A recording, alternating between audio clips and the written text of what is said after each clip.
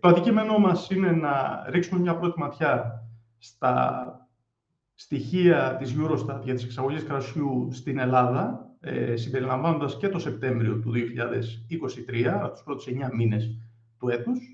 Και ας πάμε ευθύς αμέσως σε μια πρώτη συνολική εικόνα.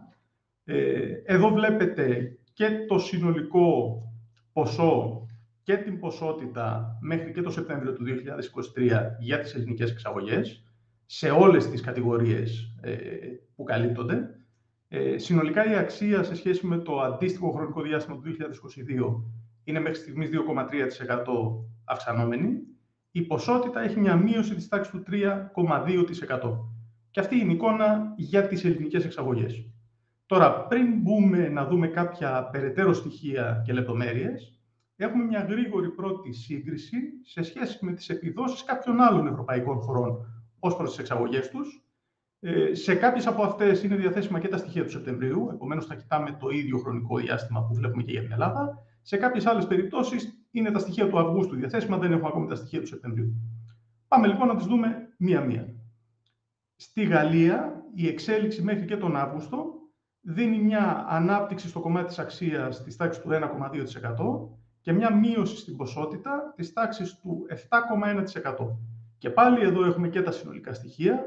Επίσης, να διευκρινίσω ότι οτιδήποτε βλέπουμε σήμερα θα σας σταλεί σε όλους τους συμμετέχοντες και μέσω email. Οπότε θα τα έχετε αυτά τα στοιχεία στη διάθεσή σας, δεν χρειάζεται να κρατήσετε σημειώσεις αυτή τη στιγμή. Θα έχετε όλα αυτά τα στοιχεία στο email σας. Η Ιταλία, επίσης μέχρι τον Αύγουστο τα στοιχεία, φαίνεται να έχει μια μικρή κάμψη στο κομμάτι της αξίας και μια επίσης μικρή αύξηση στο κομμάτι της ποσότητας, όχι μεγάλες τροποποιήσεις σε σχέση με το αντίστοιχο χρονικό διάστημα του 2022. Στην Πορτογαλία έχουμε μικρή αυξητική τάση και στην αξία και στην ποσότητα. Εδώ έχουμε και τα στοιχεία του Σεπτεμβρίου. Η Ουγγαρία, με στοιχεία μέχρι και τον Αύγουστο, είναι η χώρα που δείχνει τη μεγαλύτερη πτώση και σε αξία και σε ποσότητα ακόμη περισσότερο σε σχέση με το χρονικό διάστημα του 2022, από τις χώρες τις οποίες κοιτάμε σήμερα. Και τέλος, η Ισπανία φαίνεται και αυτή να έχει μια υστέρηση με στοιχεία μέχρι και το Σεπτέμβριο σε σχέση με το αντίστοιχο χρονικό διάστημα του 2022. Τώρα, προχωρώντας, πάμε να δούμε και πλέον να μπούμε και στα στοιχεία στα οποία έχουν πρόσβαση οι συνδρομητές της πλατφόρμας Insights και να ρίξουμε μια πιο αναλυτική ματιά στα στοιχεία για τις ελληνικές εξαγωγές, βλέποντας και μια πρώτη ανάλυση για τους top προορισμούς κατά τη διάρκεια του 2023. Μοιράζομαι την οθόνη μου μαζί σας πλέον για να μπορείτε να δείτε τα στοιχεία. Βρισκόμαστε πλέον μέσα στην συνδρομητική version της πλατφόρμας Insights. Το πρώτο στο οποίο έχουμε πρόσβαση και ίσως έχει ένα νόημα να το δούμε πριν δούμε τα στοιχεία είναι η αναλυτική ροή της ειδησιογραφίας, την οποία καλύπτουμε. Εδώ έχουμε τη δυνατότητα πολύ εύκολα και γρήγορα να ψάξουμε για άρθρα τα οποία άπτονται έτσι της δραστηριότητας των εξαγωγών. Και ίσως ένα κομματάκι το οποίο θα έχει νόημα να το αναφέρω είναι σε σχέση με μια κουβέντα που έχει ανοίξει τις τελευταίες εβδομάδες για πιθανή αύξηση των δασμών στο Ηνωμένο Βασίλειο.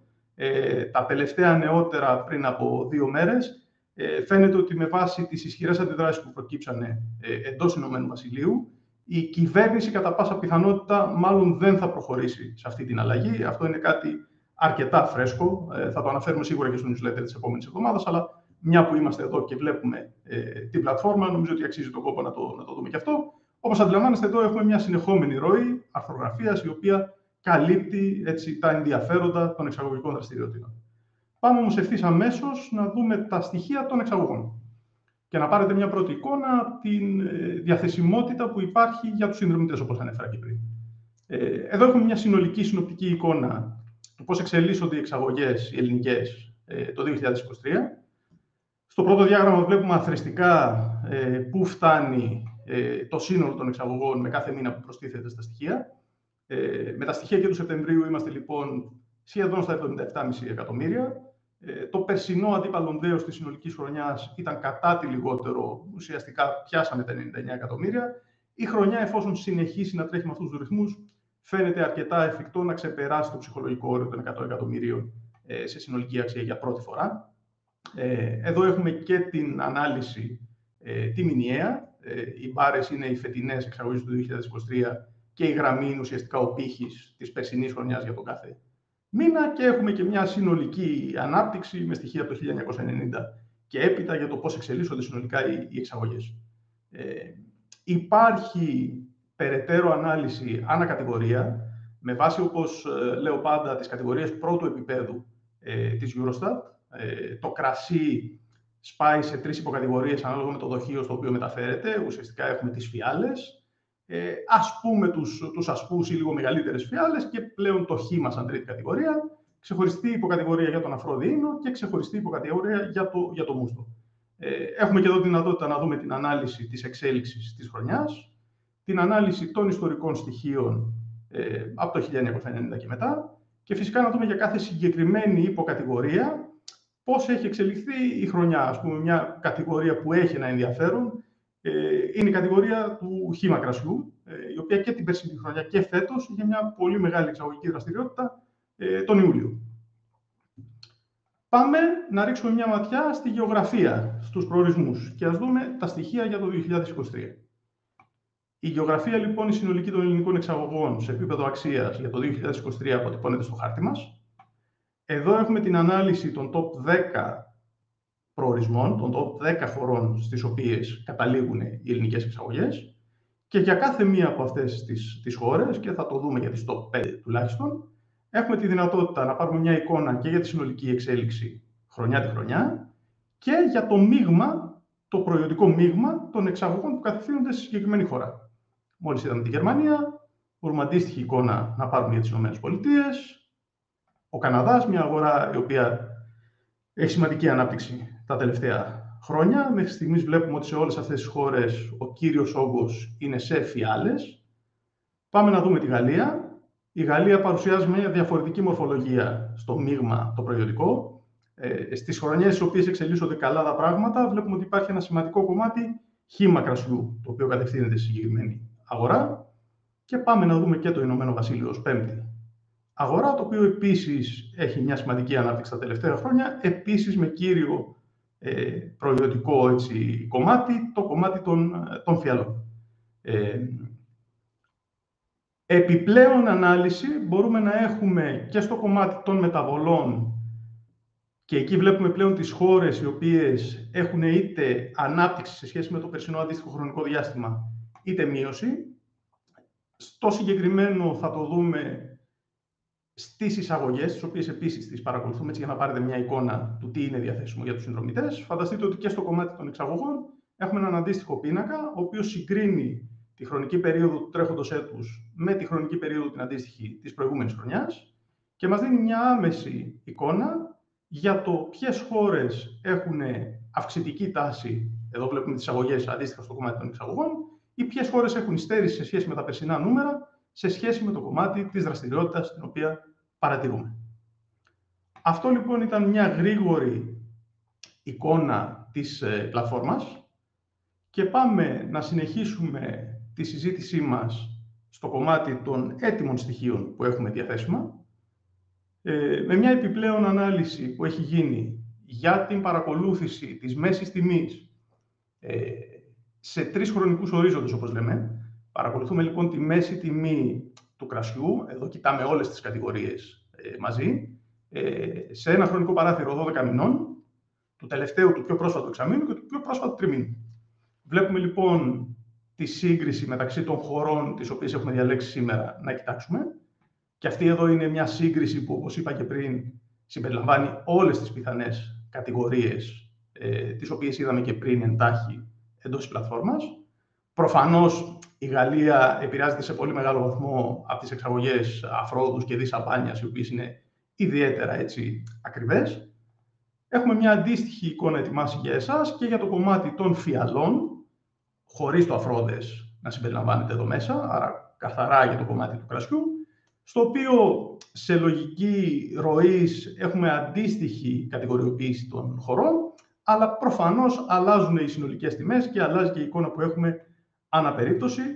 Εδώ βλέπουμε ότι δεν έχουμε τραγικές διαφοροποιήσεις σε σχέση με αυτούς τους 3 χρονικούς ορίζοντες. Όπως είπαμε, υπάρχουν κάποιες μικρές αλλαγές, οι οποίες όμως σε κάποιο βαθμό μπορεί να εξηγούνται και από κομμάτι εποχικότητας και το είδος του κρασιού, το οποίο έχει υπάρξει ως εξαγωγή στη συγκεκριμένη χρονική περίοδο. Παραδείγματος χάρη, στην Ελλάδα βλέπουμε μια υστέρηση τους τελευταίους 3 μήνες, αλλά ας κρατήσουμε ότι μέσα σε αυτό το τρίμηνο υπήρχε μια σημαντική ποσότητα χύμα κρασιού ουσιαστικά, άρα χαμηλότερης τιμής, η οποία έφυγε τον Ιούλιο, όπως είδαμε.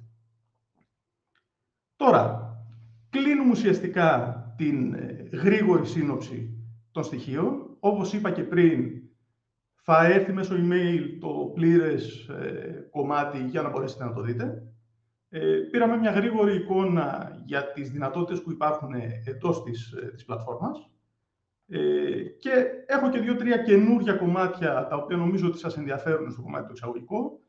Το ένα είναι ότι ετοιμάζουμε μια νέα έκδοση, η οποία θα έχει αναλυτικούς πλέον πίνακες για τις ελληνικές εξαγωγές, με την εξέλιξη της μέσης τιμής στους 3 χρονικούς ορίζοντες που είδαμε, αλλά πλέον ανακατηγορία προϊόντος, ξεχωριστά για κάθε μία και ξεχωριστά για τη χώρα προορισμού. Άρα θα μπορείτε να ξέρετε πώς εξελίσσονται οι τιμές εξαγωγικές για την Αμερική, για το Ηνωμένο Βασίλειο, για τη Γαλλία και το καθεξής.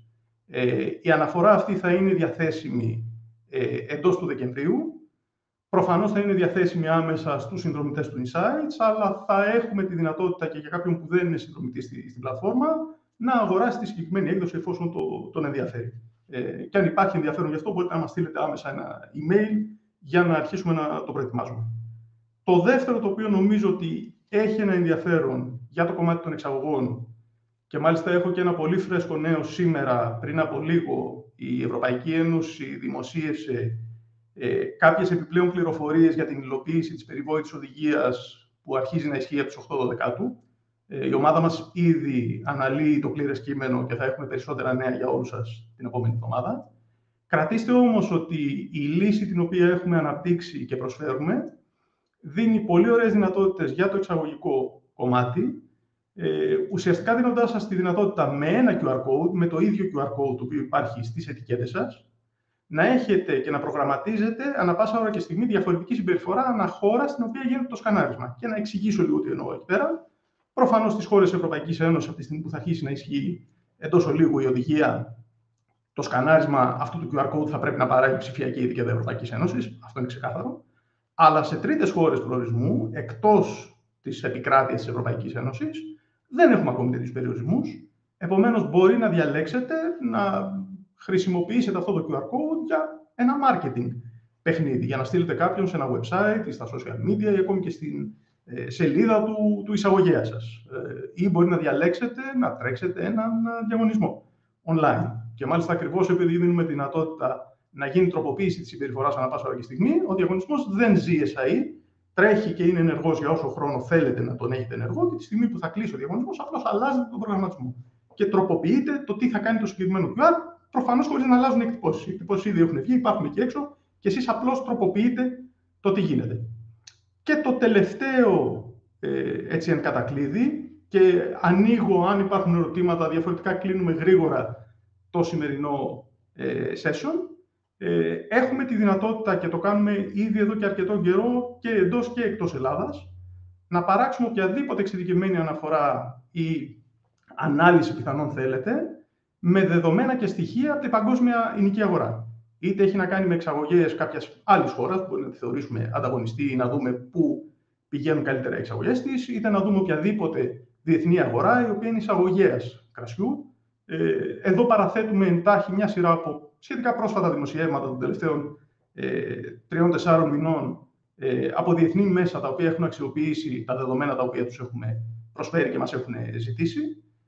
Είμαστε στη διάθεσή σας για να συμπράξουμε, να μπορέσουμε να σας βοηθήσουμε αν έχετε ανάγκες στο να δείτε πιο εξειδικευμένα κάποιες αγορές.